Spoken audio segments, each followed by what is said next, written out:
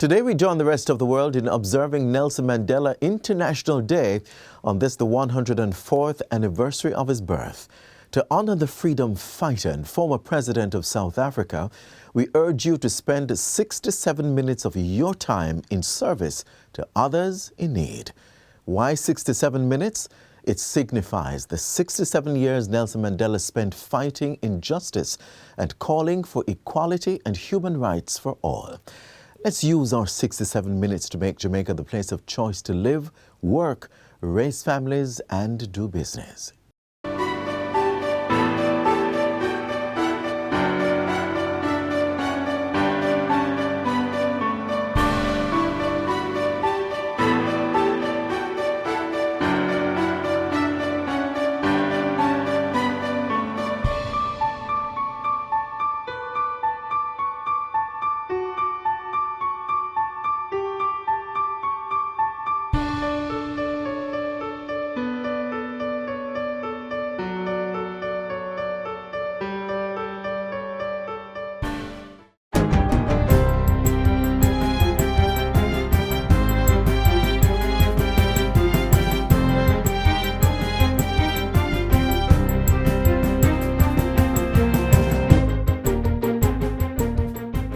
Good day, I'm Stephen McHugh, and this is your JIS News for Monday, July 18.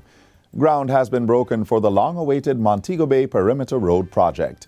The $274 million project is being financed by the government of Jamaica as part of its Jamaica 60 Legacy Infrastructure Project. At Saturday's groundbreaking, Prime Minister Andrew Holness said the project will drive Jamaica's economic recovery, improve productivity, stimulate growth, and boost employment in Western Jamaica. This project is about improving Jamaica's cities and townships by planting the infrastructural seeds to our prosperity. Your government is improving Jamaica's physical infrastructure and facilities such as roads, bridges, houses, ports, schools, hospitals, police stations, tourist establishments, water and sewer lines, among other areas crucial to national development, in improving and in many cases establishing critical digital infrastructure as well throughout our country. The project includes the building of bypass roads for Montego Bay and Long Hill, rehabilitation of Barnett Street and West Green Avenue, as well as the completion of a drainage study. The National Road Operating and Constructing Company Limited, NROC, is supervising construction, which is being done by China Harbour Engineering Company, CHEC. In the meantime, Prime Minister Holness reiterated his commitment to ensuring that most of the labor force for the Montego Bay Perimeter Road project are Jamaicans. That commitment was solidified on Saturday with the signing of a Memorandum of Understanding between CHEC and the Hart NSTA Trust. The agreement will see up to 95% of the unskilled and general workers for the project being supplied by locals.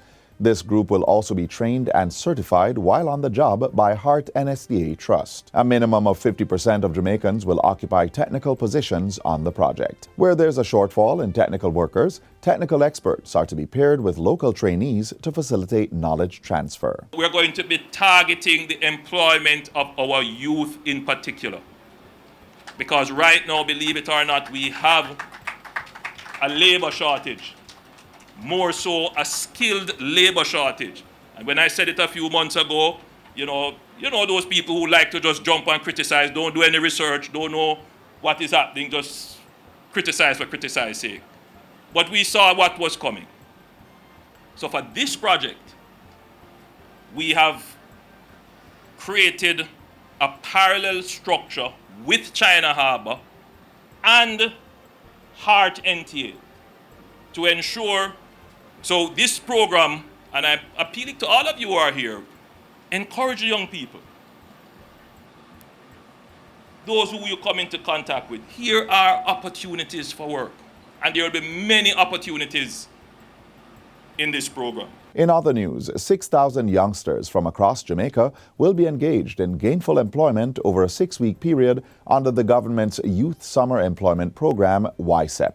The program, which is spearheaded by the Ministry of Local Government and Rural Development, will begin on August 8 and will see participants being placed in public sector organizations across the island. YSEP workers will earn $10,000 weekly, while team leaders will earn $11,000 per week. At Friday's launch, Prime Minister Andrew Holness disclosed that YSEP has provided summer employment for 27,500 young people, with over 500 securing permanent jobs in the public sector. In the middle of a crisis, we are able to continue with programs like these to get our young people targeted interventions for employment. You have been provided with the opportunity to learn, earn, and grow from this experience. It was because of the work of the Youth Summer Employment Program that we were able to place before the Jamaica Public Service Company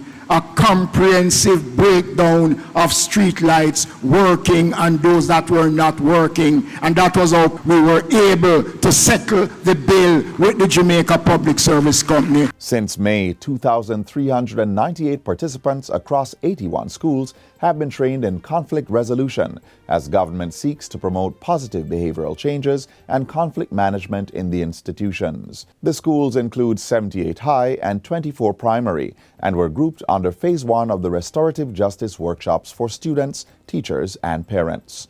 During an awards ceremony held last Friday, Justice Minister Delroy Chuck said the ministry intends to have all schools at all levels knowing about and making use of restorative justice when the workshop training program ends. We feel that in the schools, youngsters quite naturally get into disputes. These are a natural part of the growing up process. And because of that, we feel they need the skills to be able to resolve their differences, to be able to settle their disagreements, and to avoid the use of violence.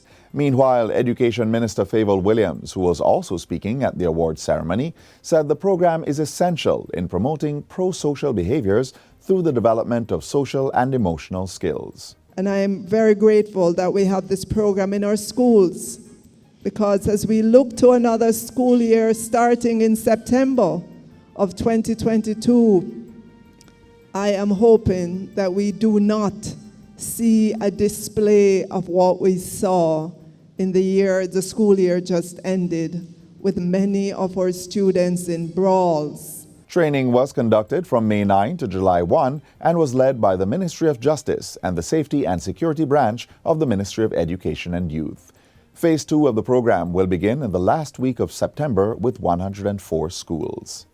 And finally, students at Three Hills Primary School in St. Mary will benefit from a state-of-the-art multipurpose computer resource room when school resumes in September.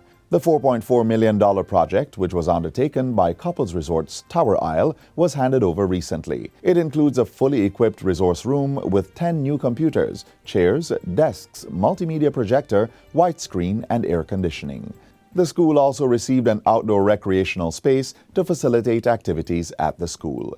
Minister of Education and Youth Favour Williams welcomed the donation, saying it will contribute richly to the students' development. This generous donation is a welcome addition to the efforts of the Ministry of Education and Youth to get devices into the hands of our students. Thank you so very much for allowing us the opportunity to really serve and do what we must.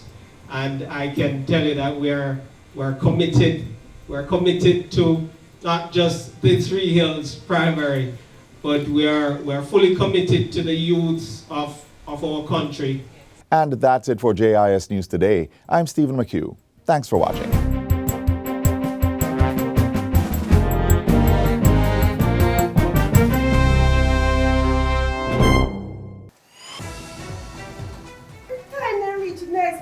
Show they cut it. Talking about that, listen to this.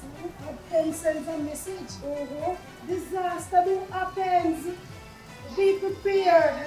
The municipal corporation reminds us of hurricane, earthquake, flooding, you name it, and preparedness. Mommy, we really have to take this thing seriously. Mommy, where's the emergency shelters? Samir. Primary school, churches, community centers. Know your nearest emergency shelter. Protect your family during any natural disaster. Be prepared. Visit the ODPEM website at odpem.org.jm to find the shelter listing for your parish. Know your emergency shelters. Government is serious about getting water to all Jamaicans in the comfort of their homes. Just recently, a $275 million water project was opened in the parish of Trelawney, which is benefiting 11,500 residents. Even as the work to increase access continues, the state is ensuring that the water is potable. Take a look. The human body cannot function without water. While you may live for up to 3 weeks without food, you cannot go more than a week without water. From breaking down the food we eat so the body can use it, to helping us heal when we get sick, water is needed for almost every process that takes place in the body. And although 70% of the Earth's surface is covered with water, drinking it directly from seas, rivers, wells or aqueducts may make you sick. Untreated water contains bacteria and other germs, as well as chemicals that may be dangerous to the body. So in order to get the water from here to here safely, it has to be treated.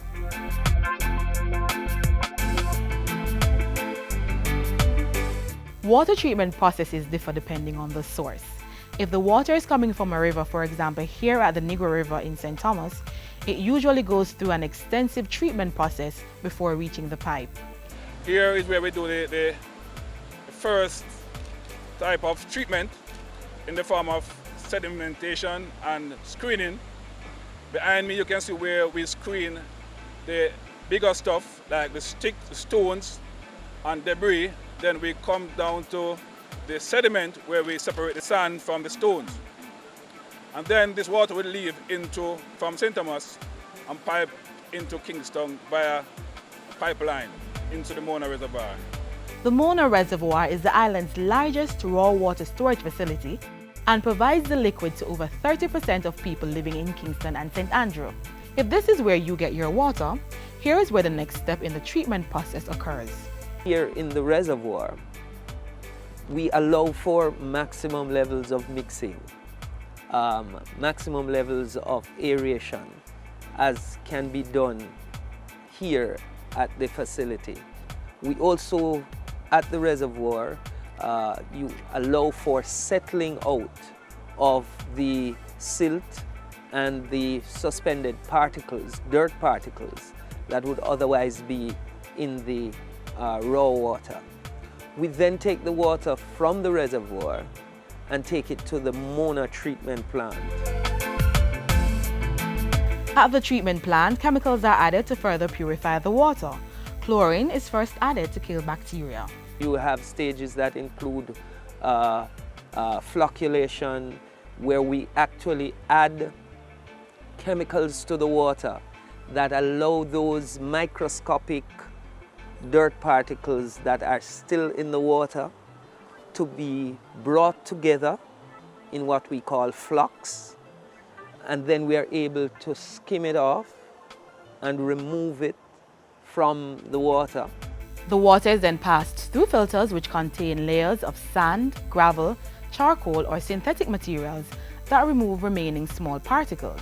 The final stage is disinfection. Here, chlorine is added to kill any other bacteria or germ. Ensuring that we have what we refer to as chlorine residual that goes with the water, so that as the water travels along the pipeline to our customers, should it come in contact with any germs along the way, there is enough chlorine residual in that water to destroy those germs and still be delivered to the customer in good quality. The water is tested all throughout the treatment process to ensure that what you get in your pipe meets World Health Organization standards. For several years running, the National Water Commission has won the best tasting water in the Caribbean. We have also been acknowledged by the various arms of the United Nations at different points in time as having one of the best quality water in the hemisphere. That is definitely something we can drink to.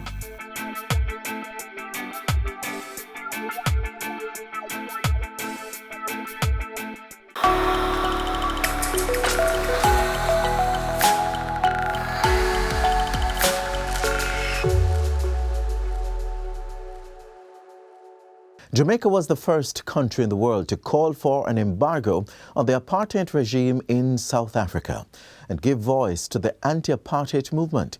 It was only fitting that once free and ruling his country, Jamaica was among the first countries to be visited by President Nelson Mandela. And to honor the visit, we have named places such as Mandela Park in Kingston and the Mandela Highway in St. Catherine after the leader. It had been almost 3 decades since black people in South Africa and indeed around the world had seen Nelson Mandela in public. He had faced imprisonment with defiance.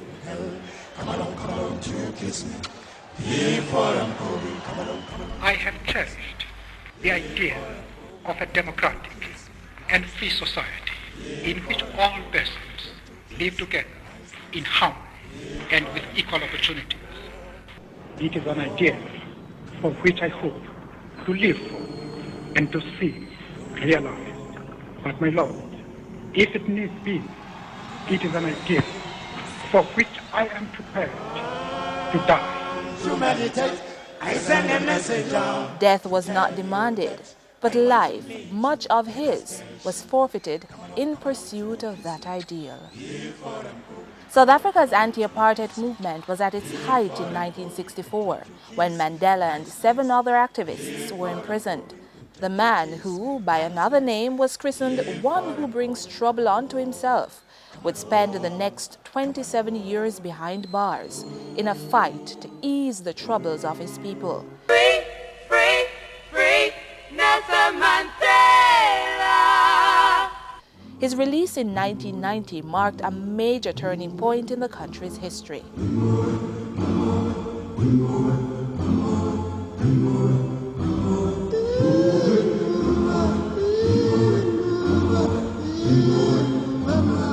On July 18, 1918, the son of a Tembu chief was born in a small village in the Transkei province of eastern South Africa. He was christened Nelson Rolihlahla Mandela. As a young boy, he enjoyed farming and engaged in other boyish pursuits. His schooling, right up to the time at the University of Fort Hare, was a first for any member of his family. Other firsts would be logged, and the catalyst might have come in 1939 when, in an attempt to escape an arranged marriage, Mandela moved to Johannesburg, bringing him face to face with the system he would dedicate his life to fighting. It's a system of racial oppression in which basically the majority of South Africans were disenfranchised. They were denied all kinds of rights, political, economic, social rights.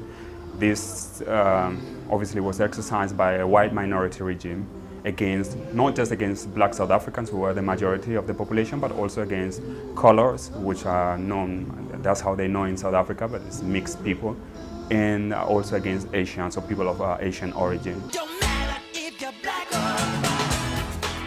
The system of racial segregation, apartheid, existed in South Africa from as early as 1910. It was made more formal and more widespread with the victory of the National Party in 1948. Earlier, in 1943, Mandela joined the African National Congress, ANC, and through it, the struggle against apartheid.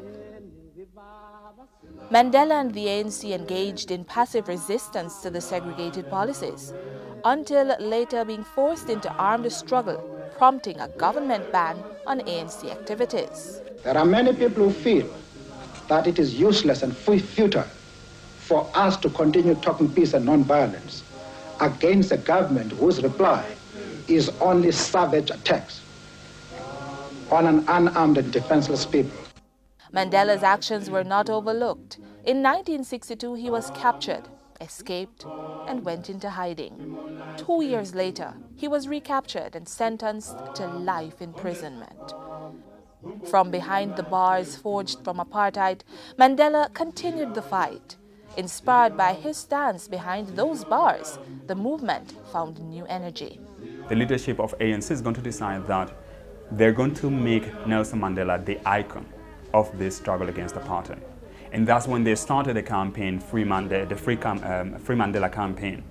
And the struggle against apartheid became much more popular, not just in South Africa, but elsewhere, in particular in Western Europe and North America.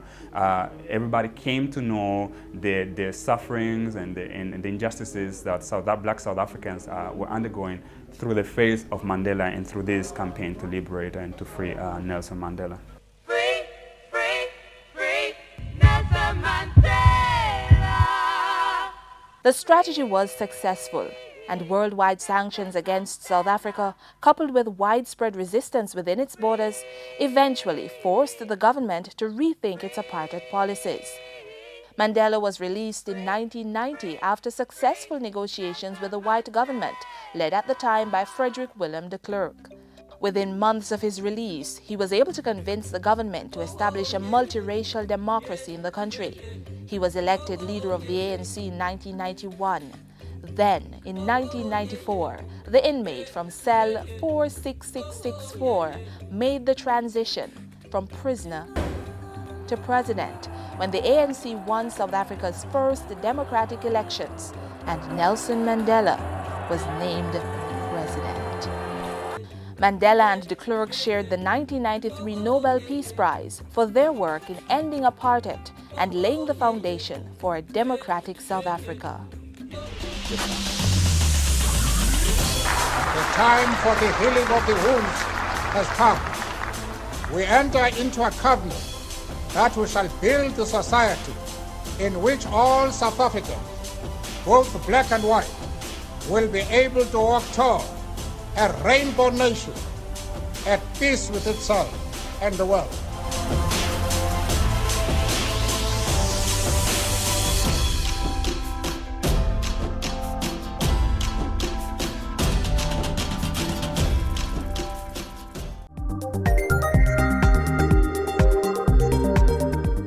On December 1, 1975, the island passed the Employment Equal Pay for Men and Women Act. The bill allowed women to receive the same pay as their counterpart for doing the same kind of work. The monumental law has paved the way for more women to enter traditionally male-dominated fields. This next feature highlights one such sector.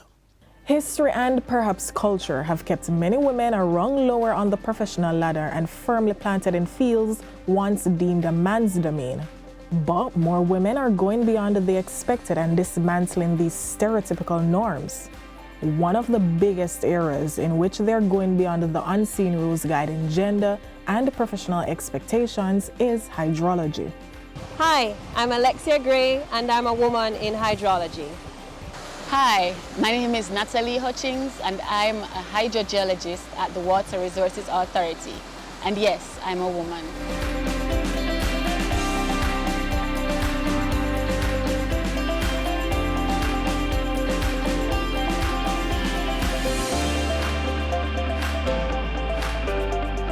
I ended up being a hydrologist completely by accident, by serendipity.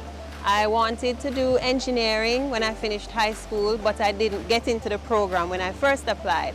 So I enrolled in geology and physics classes in my first year at university, and the rest is history. As a hydrogeologist, some of my routine work includes wells and stream flow monitoring and measurements. I also do water quality sampling, and I create maps and do reports. So essentially, my work takes me traveling around Jamaica in search for water sources. Hydrogeology was something I've always wanted to do. So from high school, I wanted to be a geologist. So I went to UWI to do geology. And then that led me into a career at the WRA, where now I work in water. and I've come to appreciate water as the most invaluable natural resource on earth. Despite ideas of progress not always matching parity, or the whole narrative of what's a man's or a woman's job, what these women are doing is significantly impacting lives right across the country. The Water Resources Authority has 3 main roles. We investigate queries about new and existing water sources or resources. We collect data in terms of stream flow and quality, and we also allocate water to users such as the NWC, which is our biggest user, and other entities. In order to allocate water, we would have to have an understanding of how much water is available. So we would do data collection, such as flow measurements or well measurements, and understand how much water is available to see how much water is in demand, and then we do the calculations. So where there is a deficit, water is usually supplied from areas where there's a surplus to balance things out. For these women, their duties also expand to providing responses in times of drought. The key to drought resiliency is improved capture and storage of water. Jamaica has more than enough water to serve its population. However, our problem is that we do not capture enough of it, and we do not have enough storage for the population. So the key is to capture it, reduce leaks, and to build more storage, install tanks, build more dams, and other types of reservoirs. They're also testing and assessing the quality of our groundwater while keeping us all in the know.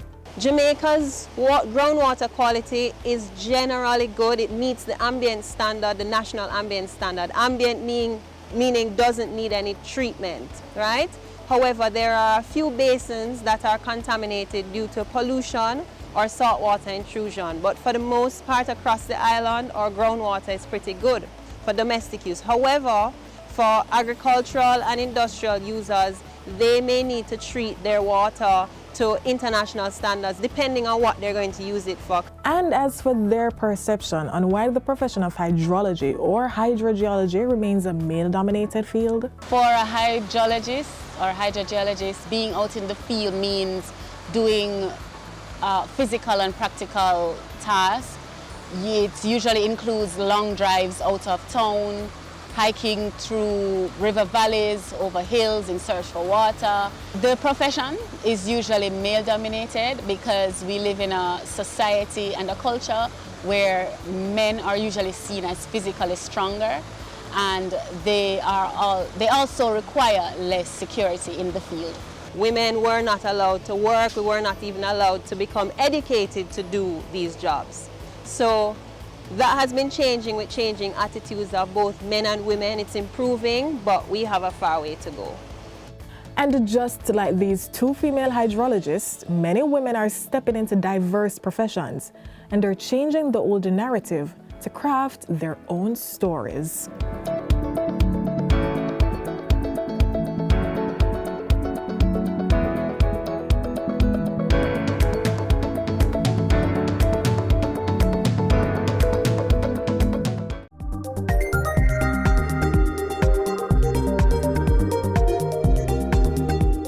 That's all the time we have left here on this station. Be sure to keep the lines of communication open. We have a website that's chock full of news and information you can use to make your interaction with the government more seamless. Email us, jamaicamagazine@gis.gov.jm. On behalf of the entire team here at the JIS, I'm Adrian Atkinson. Thank you so much for watching.